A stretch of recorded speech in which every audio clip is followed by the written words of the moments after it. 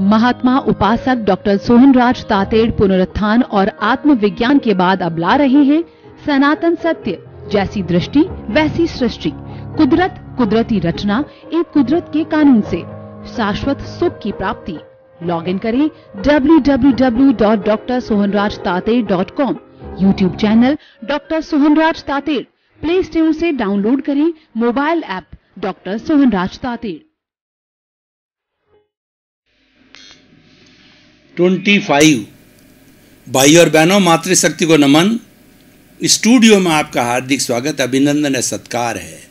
सनातन सत्य, universal truth, सार्वभौम सत्य, ये हमारा कार्यक्रम है। ये कार्यक्रम हम दृष्टि विज्ञान के माध्यम से संचालित करते हैं। जैसी दृष्टि वैसी सृष्टि हमारा सिद्धांत है। इस सिद्धांत के अंदर हम उपयोग लेते हैं कुदरत, कुदरती रचना और कुदरत के कानून का सहारा लेते हैं, और उसी से ही सनातन सत्य की हम प्राप्ति करते हैं, करवाते हैं, आपको सूझबूझ देते हैं। ये सारा कार्य हम अलग अलग विषयों, एपिसोड्स, चिंतन मनन के साथ करते हैं। तो आज का हमारा बहुत सुंदर विषय है भावनात्मक विकास। भाई और बहनों, 210 देश के लोगों का स्वास्थ्य की रक्षा करने वाला वर्ल्ड हेल्थ ऑर्गेनाइजेशन WHO ने हमारे स्वास्थ्य को 5 भागों में बांटा है, और उन्होंने कहा है हम मनुष्य को पूर्ण स्वास्थ्य, होलिस्टिक हेल्थ वाला तब मानेंगे जब उसके अंदर 5 तरह के स्वास्थ्य मौजूद हो। पहले शारीरिक स्वास्थ्य, फिजिकल हेल्थ, दूसरा मानसिक स्वास्थ्य, मेंटल हेल्थ, तीसरा भावनात्मक स्वास्थ्य, इमोशनल हेल्थ, जिसको कहते हैं EQ, और जो मेंटल हेल्थ को कहा जाता है IQ, और चौथा स्पिरिचुअल हेल्थ SQ बोला जाता है, आध्यात्मिक स्वास्थ्य। और इन सब चारों की प्राप्ति करने के बाद के अंदर जो फील्ड होता है जहाँ पे ये उपयोग में आता है, काम में आता है, वो हमारा सोशल हेल्थ, चाहे परिवार हो, चाहे समाज हो, चाहे देश हो, चाहे राष्ट्र हो, चाहे विश्व हो, सोशल हेल्थ। इन 5 तरह के स्वास्थ्य को प्राप्त करने वाला होलिस्टिक पर्सनैलिटी, होलिस्टिक व्यक्ति, होलिस्टिक स्वस्थ होता है। तो हम आज 5 की बात नहीं करेंगे, हम इसमें से मात्र एक भावनात्मक विकास, इमोशनल कॉन्सेंट और इमोशन इम्प्रूवमेंट, इमोशनल पर्सनैलिटी की बात करते हैं। इमोशंस क्या होते हैं कि हमारे भीतर जो चिंतन चलता है, क्रोध का, अहंकार का, माया का और लोभ का, ये नेगेटिव इमोशंस हैं। उसी तरीके से पॉजिटिव इमोशंस भी है। इसके विपरीत देखें कि क्रोध को क्षमा से जीतो, क्षमा पॉजिटिव हो गया। अहंकार को सरलता से जीतो, सरलता जो है वो पॉजिटिव हो गया। और माया को जो है वो मृदुता से जीतो, और लोभ को संतोष से जीतो। इस तरीके से हर नेगेटिव का पॉजिटिव थॉट है। तो हम इस जो है भावनात्मक विकास में ये कहना चाहते हैं, जिसके पास में पॉजिटिव है वो तो भगवान का रूप है, वो तो एक आइडियल इंसान है, और सारे गुण हैं, सर्व गुण संपन्न है, वो तो ईश्वर है। इसलिए 3 बातें होती है कि हमारे भीतर भी 3 तरह के माइंड काम करते हैं। पहला होता है एक एनिमल माइंड होता है, जो पशुता का होता है, वह तो eat drink and be merry, पंचेंद्रिय 5 इंद्रियों के सुख के अंदर ही रहता है, स्वार्थ की वृत्ति में ही रहता है, और वो भोग की वृत्ति करता है। दूसरा जो माइंड होता है ह्यूमन माइंड, ह्यूमन माइंड परोपकारो जीवानाम, ये परार्थ की चेतना वाला होता है। मैं भी जीऊँ, मेरा पड़ोसी भी जिए, live and let others live. 84 lakh जीवा योनि के प्राणी सभी जिए। और तीसरा जो होता है वो हमारा होता है परार्थ की चेतना, वो होती है स्पिरिचुअल माइंड होता है, वो वसुधैव कुटुंबकम का सदस्य होता है। जगत के सब जीवों का कल्याण हो, जगत के सब जीवों को सुख मिले, शांति मिले, आनंद मिले, मुक्ति मिले, सर्वे भवन्तु सुखिनः सर्वे सन्तु निरामया, वह पूरा वसुधैव कुटुंबकम का सदस्य बन जाता है, सन्यासी बन जाता है। संत के लिए कहा जाता है कि संत वह हो जा तो शांत होता है। शांत का मतलब जिसके इमोशंस कंट्रोल के अंदर होते हैं, जिसके नेगेटिव थॉट्स कंट्रोल में होते हैं, क्रोध, अहंकार, माया, लोभ।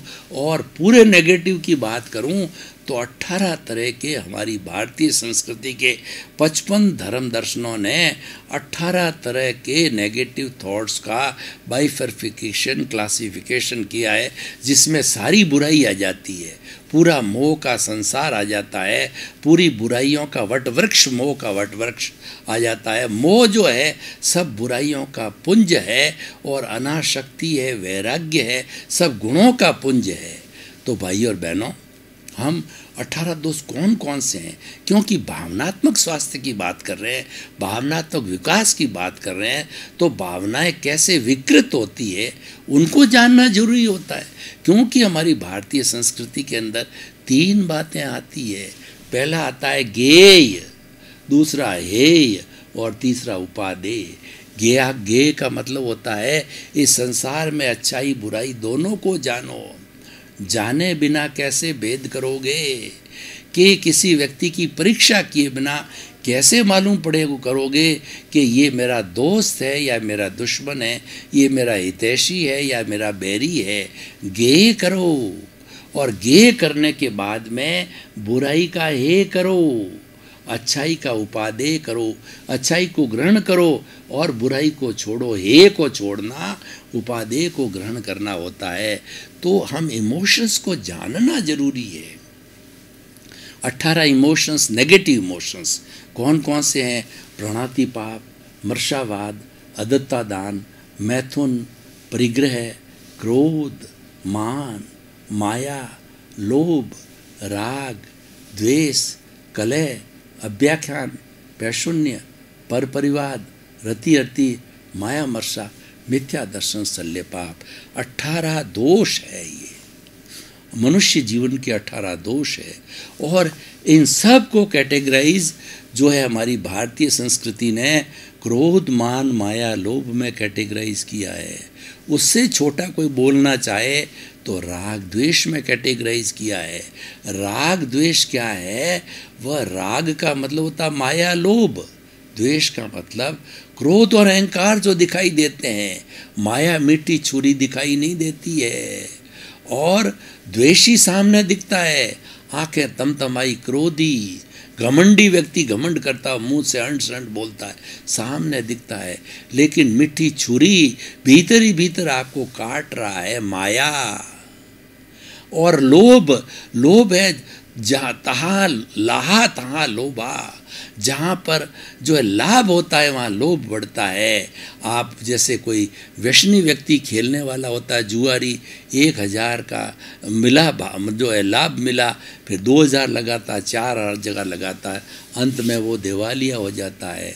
तो लोभ जो है ये गला कटाता है। तो ज़्यादा लोभ भी खराब है। Excess of everything is bad. इस दुनिया में हर चीज़ जो अधिकता में बुराई है, अधिकता की बुद्धि भी बुरी है। क्योंकि बुद्धि का अधिकता का वो पॉइंट होता है, आदमी मैड बन जाता है, पागल बन जाता है। जो हम सड़कों पर घूमते देखते हैं वो भी बुद्धि की पराकाष्ठा। ऐसा भी नहीं होना चाहिए। बुद्धि के मतलब आपको जो है श्रम के साथ में विश्राम भी होना चाहिए। इसीलिए भगवान ने रात और दिन बनाए हैं कि दिन में आप दबा के काम करो और रात में आप दबा के नींद लो, संतुलन हो जाता है।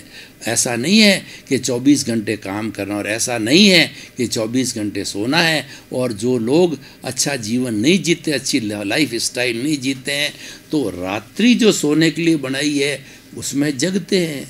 वो असुरी प्रवृत्ति है, और दिन जो काम करने के लिए होता है दिन भर सोते रहते हैं। तो ये प्रकृति का संतुलन है, ये भी रॉन्ग इमोशन है, ये भी बैड इमोशन है, इसका भी सुधार करना है। तो भाई और बहनों, ई कॉन्शियंट होना बहुत जरूरी है। व्यक्ति को अच्छा बनने के लिए ई कॉन्शियंट बहुत जरूरी है। कि देखिए, मैं आपको उदाहरण दूं कि पुराने ज़माने के हमारे जो जितने भी महापुरुष थे, हमारी दादियाँ थी, नानी थी, हमारे पिता थे, पितामह हुआ करते थे, वो कहीं किसी स्कूल में नहीं पढ़े। आजकल तो हम कॉलेज में पढ़ते हैं, यूनिवर्सिटी में पढ़ते हैं, बीए करते हैं, एमए करते हैं, पीएचडी करते हैं, डीलिट करके बड़े बड़े विद्वान बनते हैं, बड़े बड़े विषय पढ़ते हैं। पर पुराने बेचारे स्कूलें थी नहीं। मेरे समय में भी मेरे गांव में जहाँ मेरा जन्म हुआ, न बिजली थी, न पानी थी, न सड़क था, न स्कूल था। तो हम कहाँ पढ़ते? हम तो रेत के टीबों पे हमको कोई सिखाने वाला था, उससे पढ़े हुए हैं। तो हमारे माता पिता को पढ़ने का प्रश्न नहीं। लेकिन वो मेरे खुद की बात करूं, मेरे खुद के 10 भाई बहनों को बिना पढ़े लिखे माता पिता ने पाला पोसा। 10 भाई बहनों को एक गुजर गए, आज हम 9 हैं।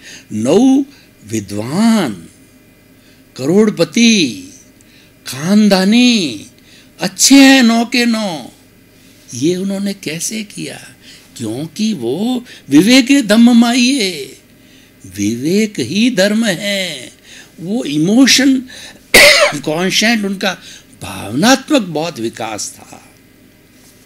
आज इस दुनिया में जितनी बुराइयां आई है, आज इस एजुकेशन के अंदर कोई मिसिंग चीज है, वो है हमारा भावनात्मक विकास। आज हम स्टूडेंट को तोते की तरह रटा रटा करके, किताबों का भार डाल डाल करके उसको विद्वान बना देते हैं। कैसा विद्वान? सुसाइड करने वाला विद्वान, मर्डर करने वाला, घूस लेने वाला, और उसके साथ साथ में अपराधी, आतंकवादी, पढ़ा लिखा आतंकवादी, अच्छा पढ़ा लिखा ग्रेजुएट पोस्ट ग्रेजुएट आतंकवादी बन जाता है। ये क्यों हुआ? मिसिंग पॉइंट इज हियर कि हमने उसका भावनात्मक विकास नहीं किया। हमने तो उसका इंटेलेक्चुअल विकास किया, बौद्धिक विकास किया। तो उस मिसिंग पॉइंट की पूरी करने के लिए हमें गुरुकुल एजुकेशन को हमारी वर्तमान शिक्षा प्रणाली में जोड़ना चाहिए। मैं आज की शिक्षा प्रणाली की निंदा नहीं करता, लेकिन जो मिसिंग पार्ट है, जो उसके रिजल्ट आ रहे हैं, थोथी डिग्रियों के रिजल्ट आ रहे हैं, उसको थोथी डिग्री नहीं बना के प्रैक्टिकल डिग्री बना दे। अपराध कितने बड़े! अरे आप 30-50 साल पहले जाओ, अपराध 1-2% था। आजकल तो अपराध 98% बढ़ गए। क्यों बढ़ गए? जबकि इतना शिक्षा, इतना विज्ञान डेवलप्ड, इतनी सुविधा, इतनी शिक्षा, इतनी खाने की, पीने की, रहने की, रोटी, कपड़ा, मकान, शिक्षा, चिकित्सा, जो सुविधाएं आज से 30-40 साल 50 साल पहले थी, नगण्य थी, आज तो उससे 80 गुना 100 गुना बढ़ गई।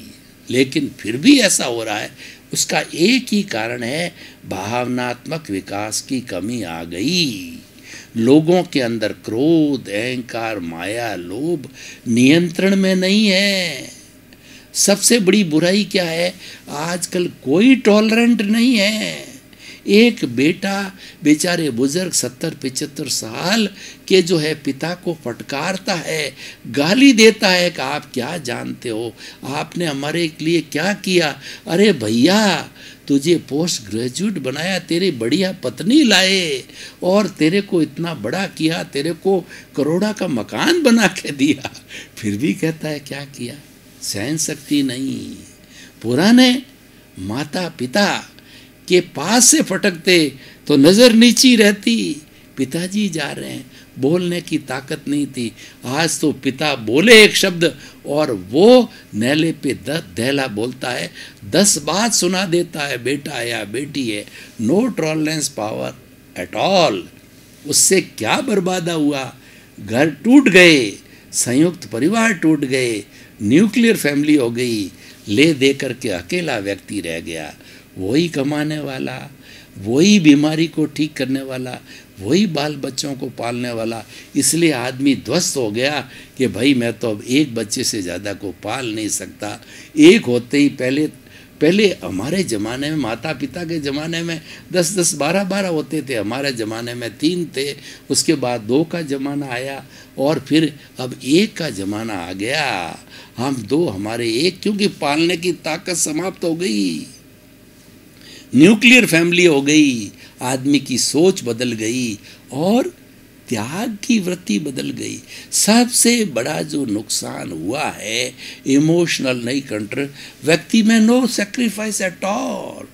पहले कितना सैक्रिफाइस करते थे कि घर के अंदर जितने लोग हैं, अगर माँ है और 10 उसकी संतान है और घर में 10 आम हैं, तो माँ एक एक को बांट बांट के देती, बाहर गया हुआ है उसका सुरक्षित रखती। और माँ क्या करती, हमने वो जमाना देखा है कि सबसे पहले नाश्ता डालने के पहले 10 भाई बहनों को माँ कहती है कि प्रभु भक्ति करके आया कि नहीं, नवकार मंत्र गिन के आया कि नहीं आया, सब अपने बड़ों को प्रणाम किया कि नहीं किया, नहीं किया करके आ, फिर नाश्ता मिलेगा। वो संस्कृति कहाँ गई?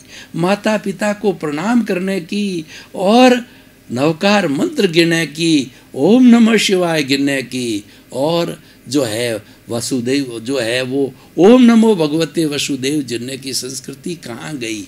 भावनात्मक गिरावट आ गई। मैं उसके विकास की बात करता हूँ, उसका विकास करो। और बच्चों के, बूढ़ों के, बुजुर्गों के क्रोध, अहंकार, माया लेवल का पारा नीचे कराओ। अगर क्रोध नीचे हो गया तो जीता जागता भगवान बन गया। अगर अहंकार शून्य हो गया व्यक्ति, तो वो तो पूजनीय, आदरणीय, वंदनीय, शुद्ध हो गया। आजकल पढ़ा लिखा कहता है कि आप क्या जानते हो, मैं तो सब जानता हूँ। किसी को सलाह दो तो मैं तो सब जानता हूँ, आपकी सलाह आपके पास रखो। पुराने ज़माने के अंदर बुज़ुर्गों के पास बैठने से शिक्षा मिलती थी, पालन किया जाता था, उनका भावनात्मक विकास बहुत तेज था।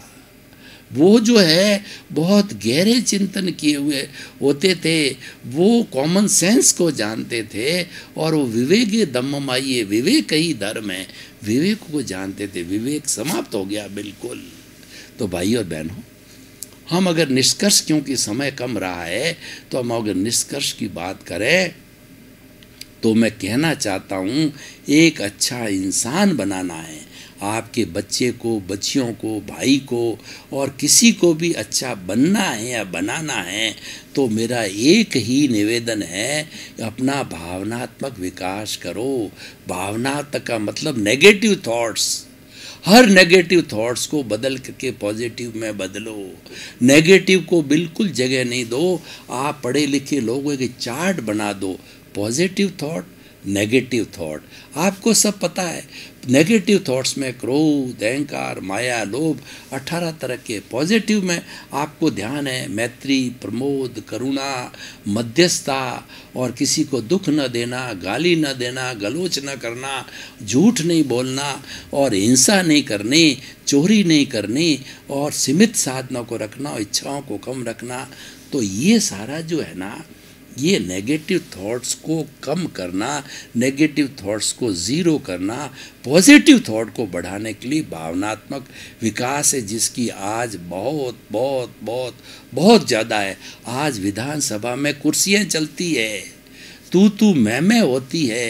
अरे वो हमारे आदर्श है। हम 1-1 लाख की जनता या 10-10 लाख की जनता के एमपी को और 1 या 2 लाख की जनता को एमएलए करके चुनते हैं।